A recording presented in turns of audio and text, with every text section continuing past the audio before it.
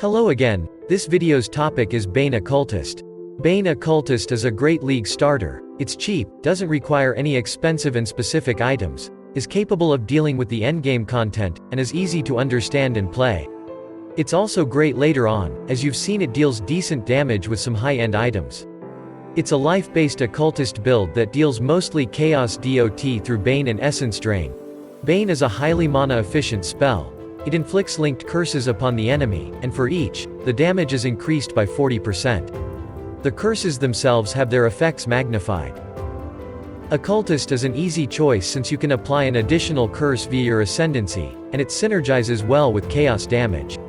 You can inflict extra curse by taking Whispers of Doom, and if your budget allows for it, the maximum number of curses can be increased further by items. Essence Drain is used for single target damage as it's also a chaos damage over time skill, so all your setup is already adjusted to it. Combined with Vol Blight that slows down the enemy, bossing is quite comfortable, and you're definitely not a glass cannon to die by an accidentally thrown projectile. Your Bane linked with curses will deal enough damage to carry you to the red maps with a mediocre build. Link your Bane with curses such as Despair, Punishment, Temporal Chains, or Enfeeble. Wither debuff can be applied with the Withering Step skill. It's a life build with a noticeable energy shield and evasion rating, your chaos resistance is very high, and due to the weapon you're using it has a fair block chance. Elemental ailments avoidance and armor play a big role in your defenses. The Enfeeble and Temporal Chains are also of substantial value. Clear speed is excellent because of the Profane Bloom that makes every second cursed enemy explode, and they always are. Single target damage is great, as you're using a separate 6-link setup with Essence Drain for it. The build is very cheap to start with, but it allows for some very substantial and expensive upgrades.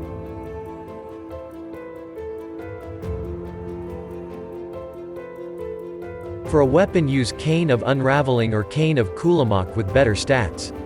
The latter is obviously harder to find and thus more expensive staff, but it has a higher potential of being a direct upgrade compared to the former. There are not much more uniques to help you kickstart the build, but there are some you can seek later, as the gem level of your chaos spells will matter a lot. Crown of the Inward Eye is quite a popular choice for a helmet. That's because you should have a relatively lot of energy shield and mana, which results in more damage, and it also increases your defenses like evasion and armor, energy shield, and life. All of it is useful in this build. Cane of Unraveling is a cheap staff that increases your chaos damage over time, regenerates mana, grants power charges, and most importantly, increases level of all chaos spell skill gems. An alternative to Cane of Unraveling is Cane of Kulamok. Before making a purchase, check if the staff would be better compared to the one you already own. Look for chaos and spell damage over time. Carcass Jack. An excellent option for a body armor. It's a cheap item with a lot of stats that would benefit your character greatly, but a good rare body armor could outmatch it. Ashes of the Stars is good for most builds, and this one is no exception. It's definitely too expensive, save it for the finishing touches.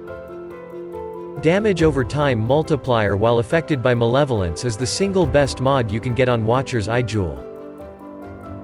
The Transcendent Mind Jewel can be allocated near instability for more damage over time.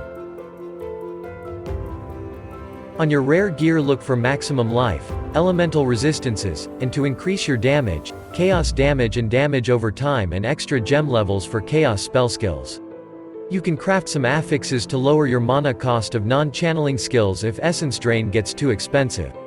You will need to find some strength if you want to have a guard spell at the highest level. A regular helmet with high maximum life and elemental resistances is good enough for a start. Later look for one that reduces nearby enemies' chaos resistance. There's nothing game-changing you can get on a body armor, just a lot of maximum life and other basic defensive stats. You could also get Hunter's Prefix for an additional curse. A pair of boots with high elemental resistances, maximum life, and movement speed should be sufficient. Spell suppression chance is optional.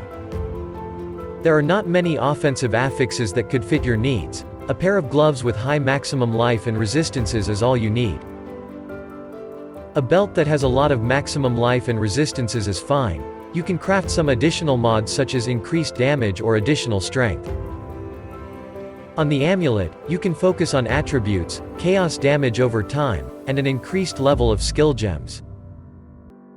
Get yourself a ring with a lot of maximum life and resistances, and if you're struggling with mana, craft a mod that would reduce the mana cost of skills. On jewels, look for increased maximum life and the stats you lack, attributes or resistances. If you need damage, look for spell or chaos damage, and damage over time.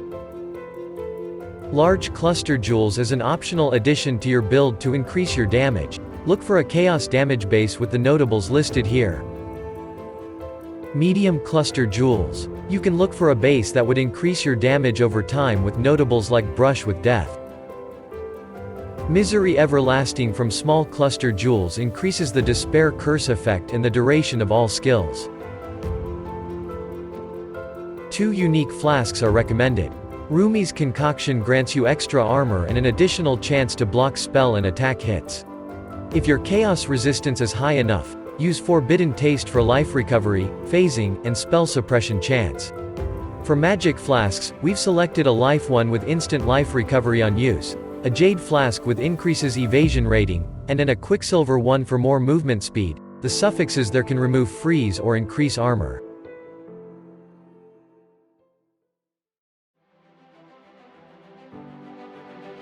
Bane is a spell that applies all the linked curses on opponents, dealing increased damage over time for each curse. Despair is a curse that reduces chaos resistance, an obvious choice. Punishment makes cursed enemies take much more damage when low on life, and debilitates them as they hit. There are no other offensive hexes.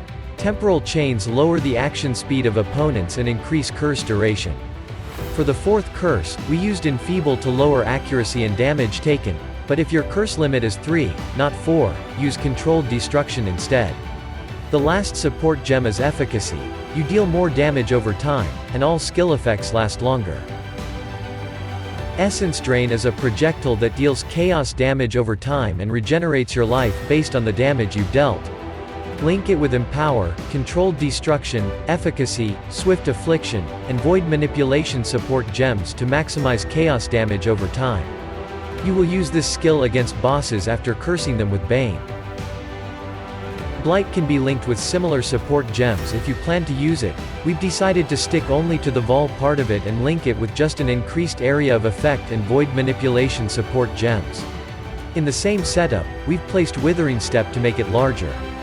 It applies Withered debuff, but if you want to apply it faster and more reliably, create a separate spell totem setup with multiple totems that will cast Wither, but there is no space for it here.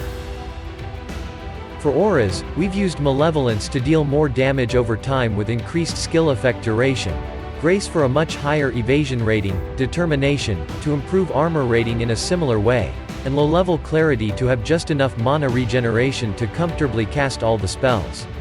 Enlightened support will probably be needed if you don't have enough mana reservation efficiency. Flame Dash is one of the best mobility skills. It allows you to quickly relocate. Steelskin is a guard spell that reduces the damage you take for a short while. Replace it with Molten Shell after gathering a lot of armor. Link it with Second Wind support for an extra dash charge, but most importantly, Arcane Surge support. Keep it at a level no higher than 6 so that you will gain Arcane Surge with a single use of Flame Dash.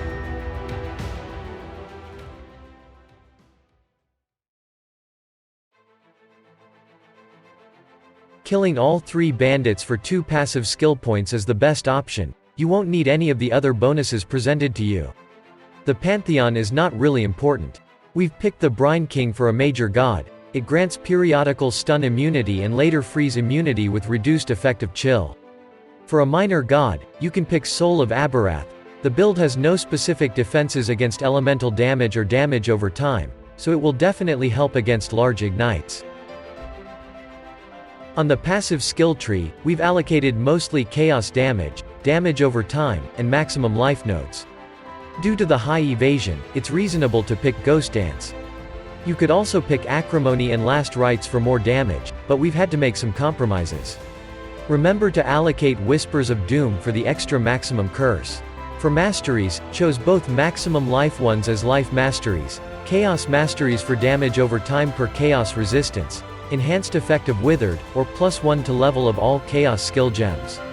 Extra damage over time multiplier when killed recently as DOT Mastery. Hindering cursed enemies as Curse Mastery. Increased effect of auras as Reservation Mastery, and Grace's Reservation Efficiency as Evasion Mastery. That's it for Bane Occultist.